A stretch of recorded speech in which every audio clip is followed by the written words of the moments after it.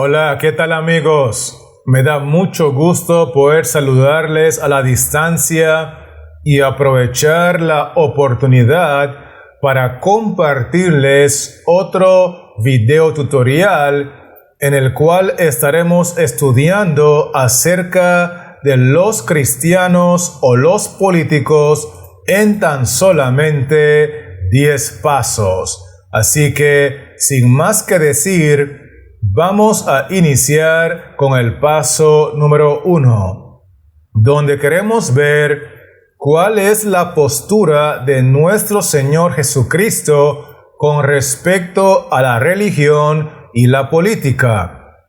Y la base bíblica está en Mateo 22, versículos 17 y 21, que dicen así: Dinos, pues, ¿qué te parece? ¿Es lícito dar tributo a César o no? Le dijeron, de César. Y les dijo, dad pues a César lo que es de César y a Dios lo que es de Dios. Miremos en primer lugar que la pregunta que le hacen a Cristo en el texto 17 tiene que ver con asuntos de la política, porque dice allí: ¿es lícito dar tributo a César o no? Y Cristo responde: dad pues a César lo que es de César, versículo 21, y a Dios lo que es de Dios. Porque la postura del Señor Jesucristo es que nosotros no debemos de mezclar las cosas de la religión con la política. Estos dos mundos deben de mantenerse siempre separados. ¿Me estoy explicando, sí o no? Muy bien. Sigamos ahora con el paso número 2, donde queremos ver por qué razón es que somos tan inclinados a querer unir aquello que Cristo ya separó. Y la base bíblica está en Mateo 22, versículos 17 al 18 y Santiago 1, versículo 13, que dice así: Dinos, pues, ¿qué te parece? ¿Es lícito dar tributo a César o no? Pero Jesús, conociendo la malicia de ellos, les dijo: ¿por qué me tentáis, hipócritas? Cuando alguno es tentado, no diga que es tentado de parte de Dios, porque Dios no puede ser tentado por el mal, ni Él tienta a nadie. Quiero iniciar mirando lo que dice el texto de Santiago. Cuando alguno es tentado, no diga que es tentado de parte de Dios, ni Él tienta a nadie. Esto es muy importante entenderlo porque el versículo de Mateo 22 dice que le preguntaron a Cristo que si era lícito dar tributo a César o no. Y Cristo menciona en la parte final del texto 18, ¿por qué me tentáis, hipócritas? En otras palabras, esa pregunta era una tentación. Y ya nosotros vimos en Santiago 1 que Dios no tienta a nadie. Y obviamente Dios el Padre no iba a tentar a su Hijo a pecar, porque unir la religión con la política es pecado. Sin embargo, la razón por la cual nosotros somos tan inclinados a querer unir aquello que Cristo ya separó es porque estamos cayendo en las tentaciones de Satanás. ¿Estamos conectados, sí o no? Perfecto. Así que permítame avanzar ahora con el paso número 3, donde queremos ver cómo describe la Biblia el proceso mental de la persona que intenta fusionar la religión con la política. Y la base bíblica está en Mateo 6, versículo 24, que dice así: Ninguno puede servir a dos señores, porque o aborrecerá al uno y amará al otro, o estimará al uno y menospreciará al otro. No podéis servir a Dios y a las riquezas. Es importante que nosotros analicemos que cuando el texto menciona que ninguno puede servir a dos señores, en este contexto, un señor es Dios que está al frente de la religión y el otro señor es César que está al frente de la política. Y si nosotros tratamos de fusionar la religión con la política, va a ocurrir lo que dice el texto en la siguiente parte: aborrecerá al uno y amará al otro, o estimará al uno y menospreciará al otro.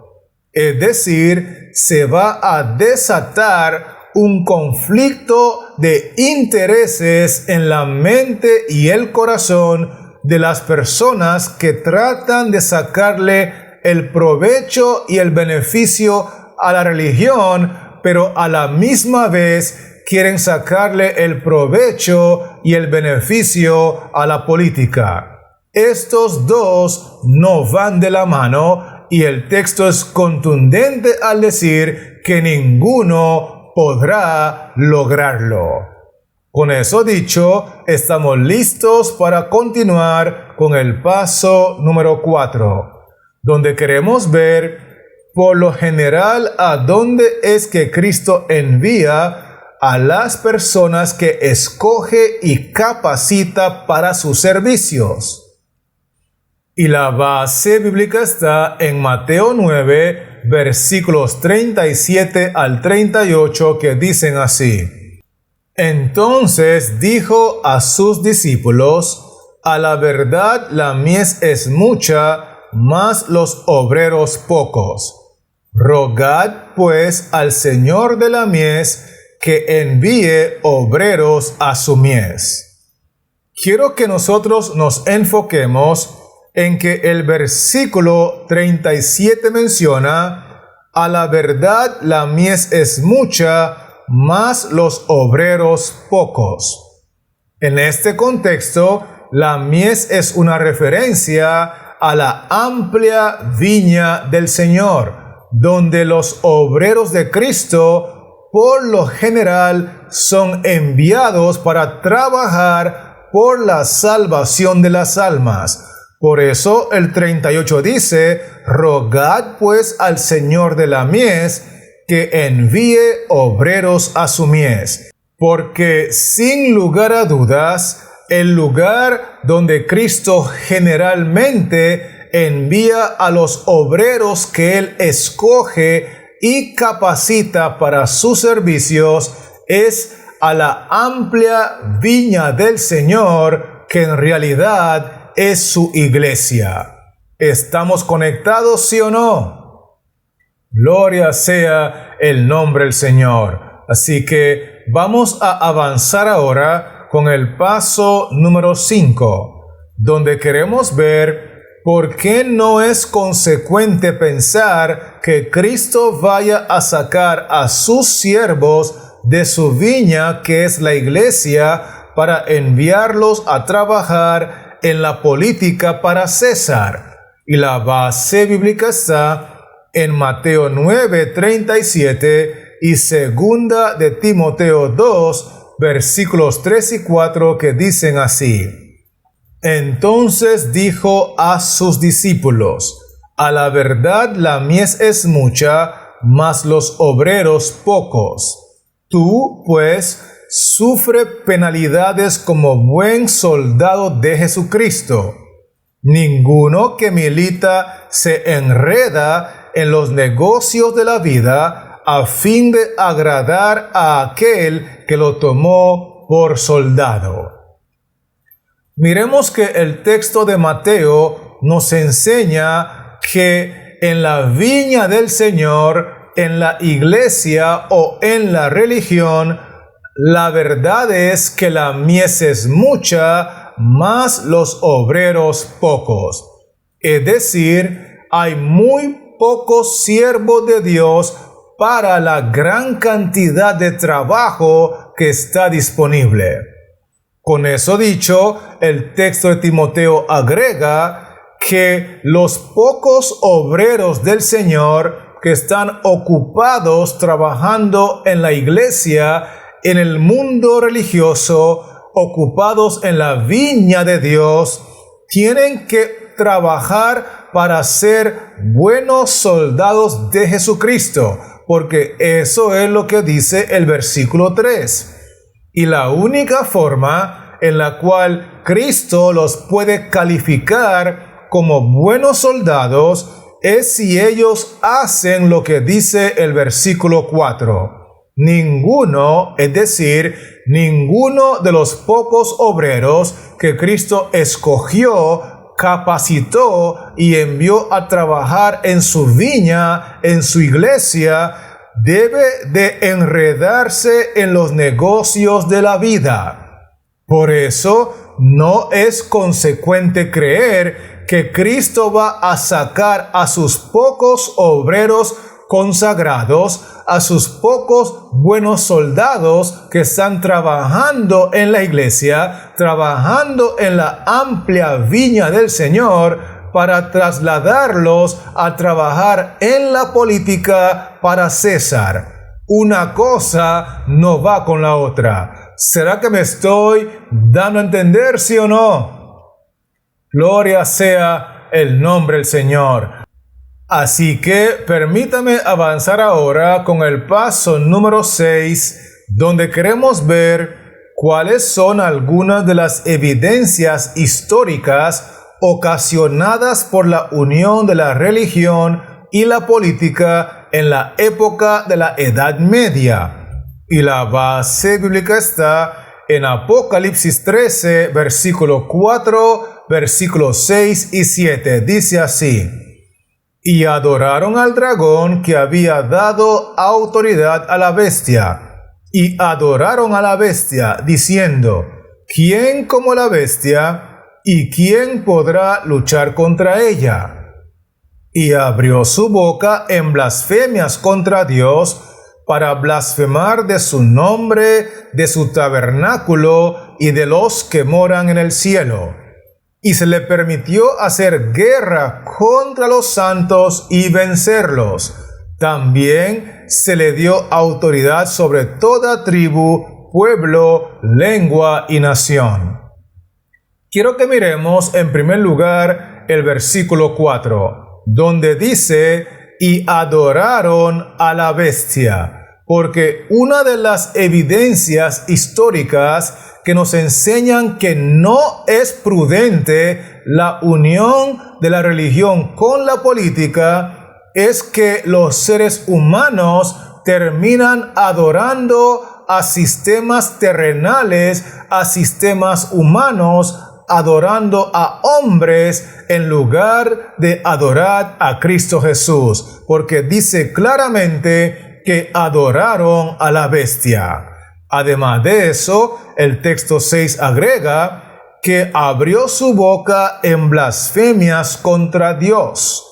No solamente adoran a sistemas terrenales y adoran a hombres, sino que se atreven a blasfemar contra Dios como consecuencia de la unión de la religión y la política. Y lo último que quiero mencionar es que el texto 7 dice: y se le permitió hacer guerra contra los santos y vencerlos. La unión de la política y la religión trae como consecuencia adoración falsa a los seres humanos, blasfemias contra Dios y la persecución cruel a los santos del Altísimo. Esto es muy importante entenderlo. Con eso dicho, vamos a continuar ahora con el paso número 7, donde queremos ver ¿por qué razón no es suficiente las buenas intenciones cuando se trata de legislaciones civiles? Y la base bíblica está en Daniel 3, versículos 28 y 29, que dicen así: Entonces Nabucodonosor dijo: Bendito sea el Dios de ellos, de Sadrach, Mesach y Abednego, que envió su ángel y libró a sus siervos que confiaron en él, y que no cumplieron el edicto del rey, y entregaron sus cuerpos antes que servir y adorar a otro Dios que su Dios. Por lo tanto, decreto que todo pueblo, nación o lengua que dijere blasfemia contra el Dios de Sadrach, Mesach y Abednego, sea descuartizado y su casa convertida en muladar, por cuanto no hay Dios que pueda librar como este. En primer lugar, quiero destacar que el versículo 28 menciona algo muy importante. Dice allí que el rey Nabucodonosor dijo: Bendito sea el Dios de ellos, el Dios de Sadrach, Mesach y Abednego, porque ellos no cumplieron el edicto del rey y decidieron no adorar a otro Dios que no fuese su Dios. Este decreto, este edicto del rey, dicho sea de paso, fue promulgado por el mismo Nabucodonosor, porque cometió el error de caer en la tentación de Satanás, uniendo la religión con la política, uniendo el asunto de su gobierno con el asunto de la adoración. Y cuando cometió ese error, estos tres hebreos decidieron mantenerse fieles a su Dios, porque ellos prefirieron morir antes que negar su fe. Es así que Dios se manifiesta y los libra de la muerte en el horno de fuego, y entonces el mismo rey, ahora con muy buena intención, vuelve a cometer el mismo error, porque el texto 29 dice: Por lo tanto, decreto que todo pueblo, nación o lengua que dijere blasfemia contra el Dios de Sadrach, Mesach y Abednego sea descuartizado. El problema es que su intención es muy buena, porque quiere que todo el mundo reconozca y adore al Dios verdadero, que es el Dios de los tres hebreos. Pero el error radica en que está imponiendo adoración a través de un decreto de ley, uniendo la religión con la política. Y obviamente el Dios del cielo no acepta la adoración de ninguna persona que lo hace porque ha sido impuesto por decreto de ley. Esto es muy importante captarlo. Con eso dicho, estamos listos para avanzar entonces con el paso número 8, donde queremos ver por qué razón es que la nación de Israel sí utilizaba un sistema de gobierno que combinaba la religión juntamente con la política. Y la base bíblica está en Primera de Crónicas, capítulo 29, versículos 23 y 25, que dicen así: Y se sentó Salomón por rey en el trono de Jehová, en lugar de David su padre, y fue prosperado, y le obedeció todo Israel. Y Jehová engrandeció en extremo a Salomón a ojos de todo Israel, y le dio tal gloria en su reino, cual ningún rey la tuvo antes de él en Israel. Quiero que miremos que el versículo 23 nos dice algo muy importante. y se sentó Salomón por rey en el trono de Jehová. Quiero que quede claro que el trono sobre el cual se sienta a gobernar Salomón es identificado como el trono de Jehová, porque en realidad el pueblo o la nación de Israel tenía un sistema de gobierno conocido como la teocracia, donde el verdadero gobernante, donde el único legislador era Jehová.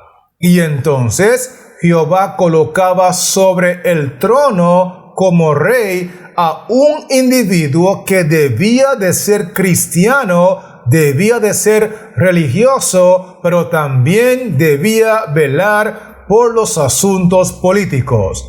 Por eso, en este caso, Israel, bajo la teocracia de Jehová, podía combinar perfectamente la religión con la política, porque el verdadero gobernante de esa nación, tanto en asuntos religiosos, era Jehová al legislar la ley moral, y en asuntos políticos era Jehová al legislar la ley civil de ojo por ojo y diente por diente. De hecho, el texto 25 enseña: y Jehová engrandeció en extremo a Salomón a ojos de todo Israel, porque este sistema de gobierno era exitoso siempre y cuando el instrumento humano sentado en el trono de Jehová se dejara dirigir por el Dios Altísimo. ¿Será que me estoy explicando, sí o no? Esto es muy importante captarlo. Con eso en mente, vamos a avanzar ahora con el paso número 9, donde queremos ver cuáles son las dos órdenes directas de parte de nuestro Señor Jesucristo para todos los cristianos. Y la base bíblica está en 2 de Corintios 6, versículo 14 al 15 y el texto 17, que dicen así: no os unáis en yugo desigual con los incrédulos, porque ¿qué compañerismo tiene la justicia con la injusticia? ¿Y qué comunión la luz con las tinieblas? ¿Y qué concordia Cristo con Belial? ¿O qué parte el creyente con el incrédulo?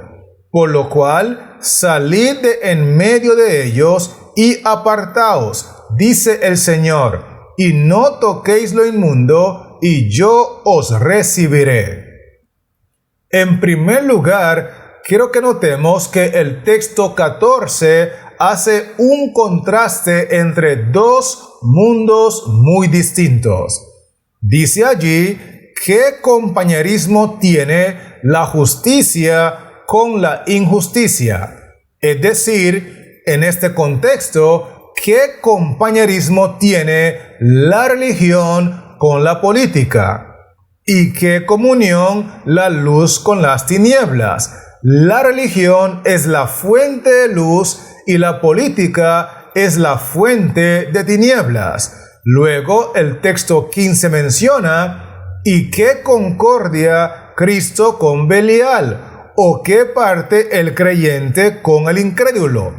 Cristo y el creyente están en el mundo religioso. Belial y el incrédulo están en el mundo político. Y no hay ningún compañerismo, ninguna comunión, ninguna concordia, ningún acuerdo, ninguna participación, porque estos son dos mundos muy distintos que deben de mantenerse separados.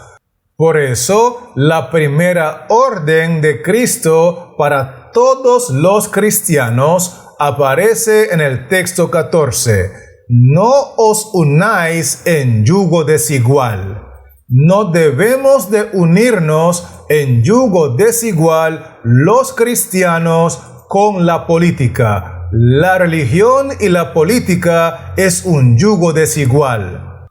Y la otra orden aparece en el texto 17, donde menciona: salid de en medio de ellos y apartaos, dice el Señor. Si ya estamos unidos con la política, la orden de Cristo es: salid de en medio de ellos.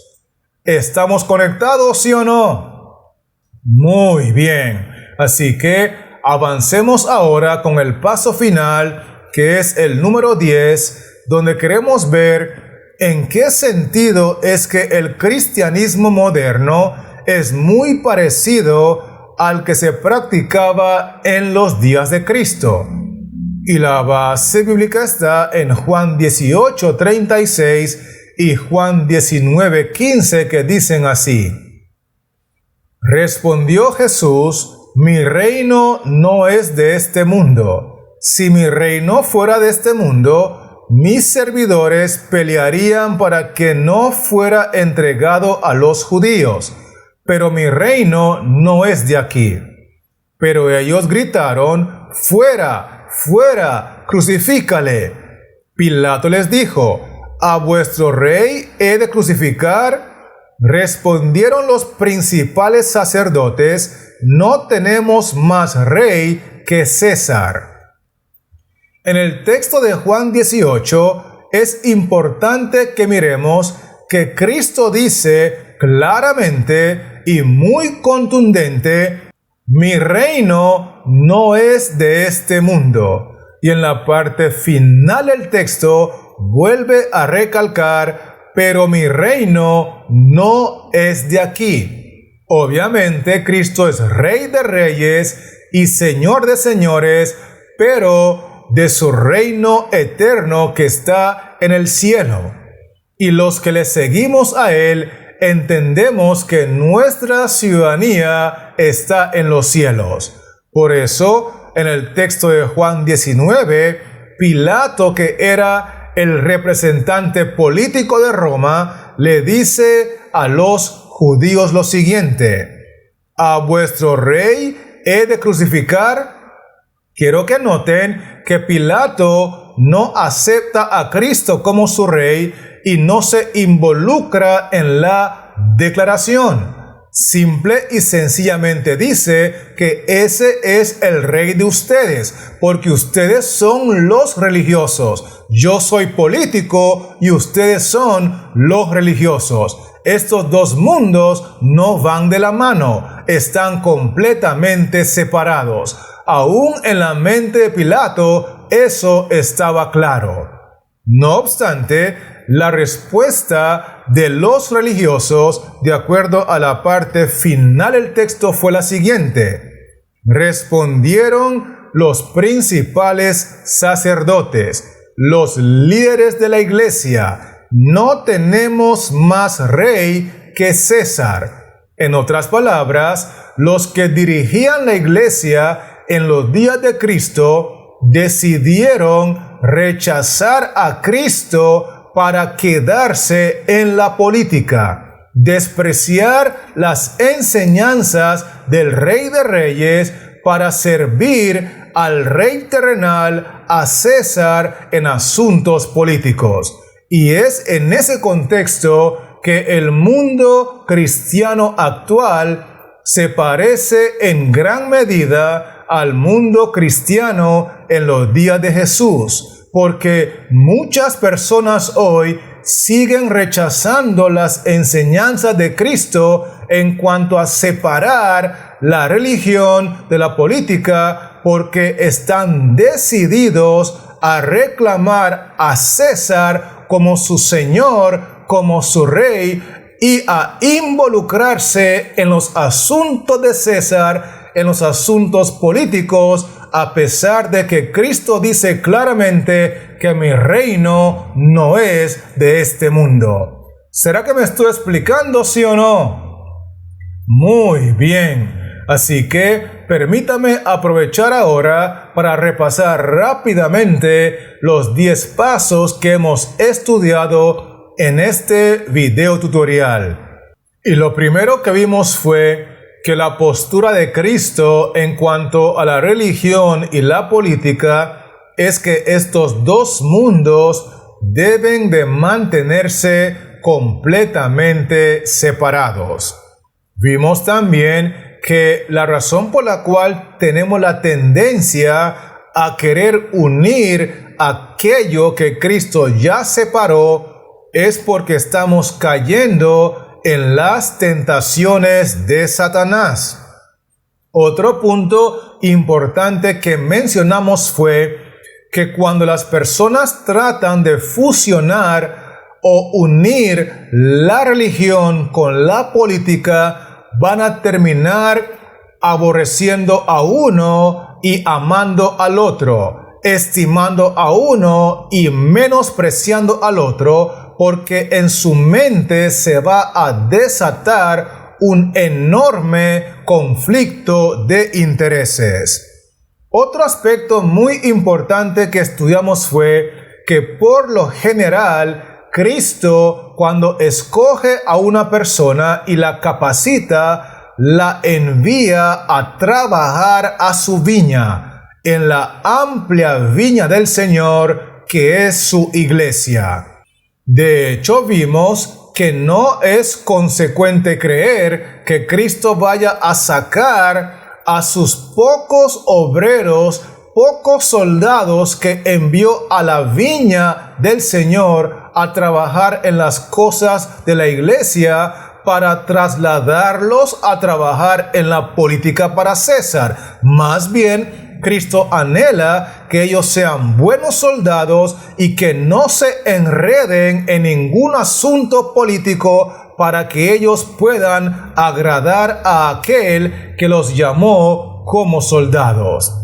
En otro contexto, nosotros también analizamos que cuando se unió la política y la religión en los tiempos de la Edad Media, los seres humanos terminaron adorando a otros seres humanos, terminaron blasfemando contra Dios y terminaron persiguiendo a los santos del Altísimo.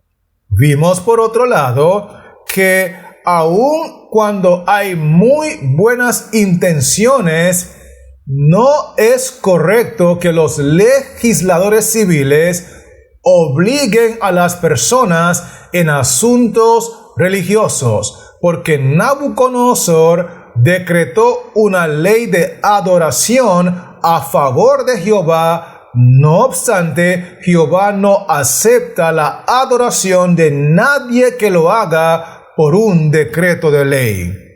Además, estudiamos que en el caso de la nación de Israel, el sistema de gobierno que ellos utilizaron cuando estaban bajo el poder directo de Jehová era un sistema de la teocracia, donde Jehová gobernaba al pueblo a través de un instrumento humano, tanto en asuntos políticos con la ley civil, al igual como en asuntos religiosos con la ley moral.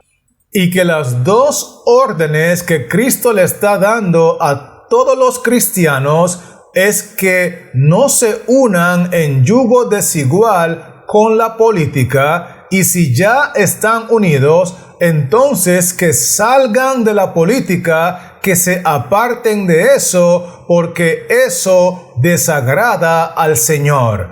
Y lo último que nosotros vimos fue que, al igual que en los tiempos de Cristo, muchas personas hoy que se llaman cristianas están rechazando las enseñanzas bíblicas, donde Cristo es claro al mencionar que su reino no es de este mundo y que nuestra ciudadanía está en los cielos. Por consiguiente, no deberíamos de estar involucrados en asuntos políticos. Pero al igual que antaño, cuando los principales sacerdotes escogieron a César y rechazaron a Cristo, muchos cristianos hoy están incurriendo en el mismo error, porque no hemos entendido que una cosa es la religión y otra cosa es la política, y que ante la vista de Dios, estos no van de la mano. ¿Será que me estoy explicando, sí o no? Bendito sea el nombre del Señor. Así que antes de despedirme, quiero aprovechar para animarle a que se mantenga conectado, porque este servidor seguirá trabajando en la creación de otros videotutoriales. Entre esos que estaremos presentando pronto, vamos a estar hablando acerca de José y la política, acerca de Daniel y la política, acerca de Cristo y la política, acerca de Esther y la política, acerca de Moisés y la política y varios otros personajes más. Así que no se pierda por nada del mundo esta fascinante serie titulada La religión o la política, porque pronto estaremos regresando y esperamos que se mantenga conectado. Que Dios les siga bendiciendo y que la paz de Cristo sea en tu corazón.